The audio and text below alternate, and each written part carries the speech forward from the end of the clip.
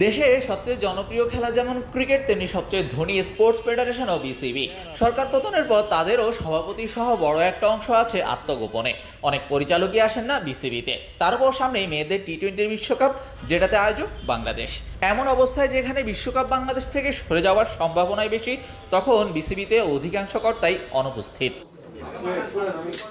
দায়িত্ব নেওয়ার পর যুব ও ক্রীড়া উপদেষ্টা আসিফ মাহমুদ বলেছিলেন, আইসিসির বায়োলজ ফলো করে কাউকে অন্তর্বর্তীকালীন সময়ের জন্য সভাপতি করা যায় কিনা সে ব্যাপারে বিসিবির যেসব কর্মকর্তা অ্যাভেলেবল আছেন তাদের সাথে বসেছিলেনও। সম্প্রতি গুঞ্জন উঠেছে সভাপতি নাজমুল হাসান পাপন সহ অনেক বিসিবি পরিচালক করতে যাচ্ছেন পদত্যাগ। এই ব্যাপারে রবিবার জানতে চাওয়া হয় উপদেষ্টার কাছে। বিসিবির ডিরেক্টর এবং সভাপতির পদত্যাগের বিষয়টি আমি মিডিয়াতে দেখেছি, কিন্তু অফিসিয়ালি আমি এ বিষয়ে কোনো নিশ্চয়তা কিংবা বক্তব্য পাইনি।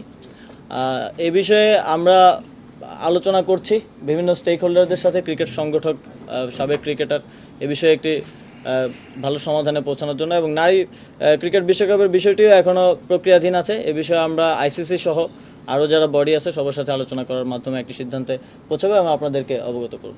বিসিবি সিইও এবং ডিরেক্টররা সহ 7 জন কর্মকর্তার সাথে এর আগে মিটিংয়ে বসেছিলেন উপদেষ্টা, যেখানে তৎপরতা ছিল আইসিসির বিধিনিষেধে যেন কোনো ব্যত্যয় না ঘটে। নিয়ম অনুযায়ী সভাপতি না থাকলে সহসভাপতি নেবেন অন্তর্বর্তীকালীন সভাপতির দায়িত্ব, তবে বিসিবি নেই সহসভাপতি। সেই ব্যাপারে আপডেট জানা যাক। এই বিষয়ে প্রক্রিয়াধীন আছে, আলোচনা চলমান আছে।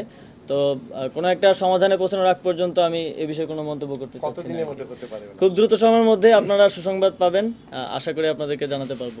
এবার দেখার অপেক্ষা কি সিদ্ধান্ত আসে অন্তর্বর্তীকালীন সভাপতি ইস্যুতে। পাপন এবং পরিচালকরা পদত্যাগ করেন কিনা সেটাও দেখার অপেক্ষায়। শাহরিয়া শাওন, স্পোর্টস বাংলা।